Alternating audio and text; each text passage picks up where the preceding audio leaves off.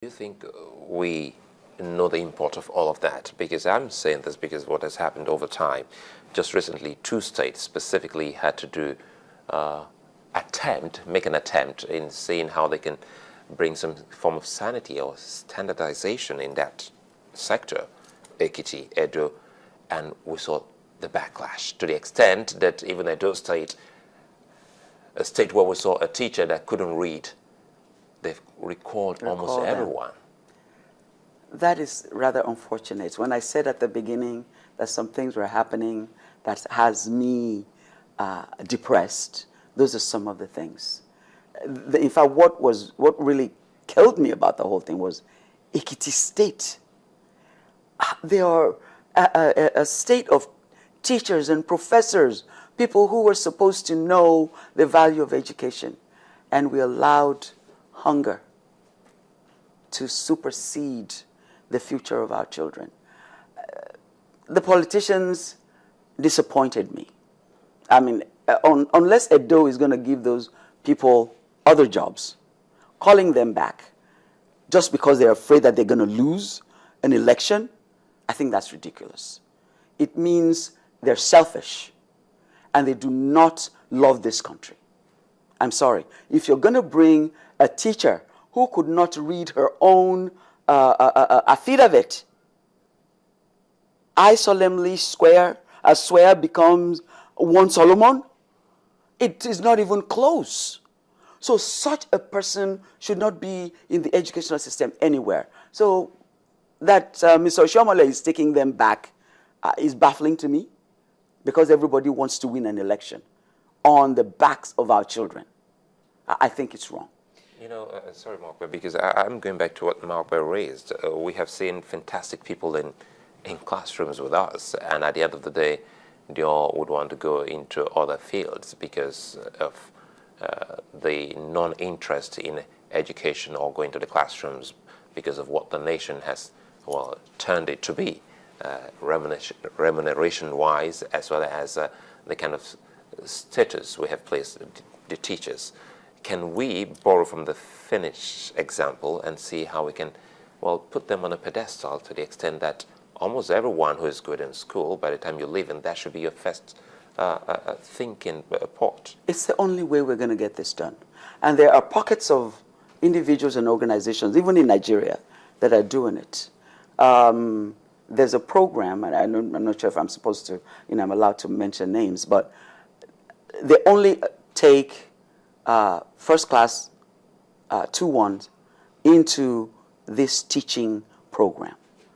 And there are Nigerians who are going in there and following their curriculum. And then they groom them and put them out there. Most of them are in private schools, but then even some of these other organizations are saying, after we have put these guys in private schools, we would like to do a mentoring program with the public schools so that we can take some of our ready trained individuals into the public schools so that they can at least mix with them, and hopefully take us it will through the make a mentoring difference. Program again. How well can that fit into our school system, the mentoring program? Well, this is teachers mentoring teachers, and it's being done already, to where you will take someone who has gone through a specialized training and put them in the public school so that they can rub off on the teachers who are in the public school. But that is a Band-Aid. The main thing is, let's elevate our teachers. Let's put our best. Now, you can't go into a college of education unless you are up here. Which, I was just trying to go back to what it is you said earlier in terms of, how we've lowered JAMB scores and we say 150 is okay for our colleges of education. You say that's not a problem, but that we must have a curriculum to back them up to if that's the way we're going to go. That they're going to be built up. It's turned out that, we haven't had that kind of curriculum, and so we've seen all sorts of teachers, come back, churned out back into society. And it would seem that what we're trying to do is punish them for no fault of theirs. Well, I don't Well, I don't see the punishment. I mean, is the punishment in the curriculum? Because if we say that, you know, they come out, they're half-baked, they're not worthy to be teachers, a system churned them out. And it would seem that, you know, we haven't done anything to change that system, but we seem to be discriminating, or is it trying to sift out certain teachers when we haven't done anything about the system? Don't you think it's some kind of, you know, double jeopardy for those people? Well, if we're talking about the unqualified ones, then I'm sorry, I don't feel sorry for them. I mean, you should not be teaching in our schools. How did you get in there in the first place without the right qualification? Now, if you're qualified, then we need to empower you. We need to give you a solid training, practicals, real life environment in the classroom. Not just come up, put something on the board, whether they get it or they don't get it, you know, you just walk out. Put your, you know, show them how to put their heart in what they're doing. And and that was one of the things that we encouraged in the, after Nest 20, that we do, we rebuild our curriculum. Okay.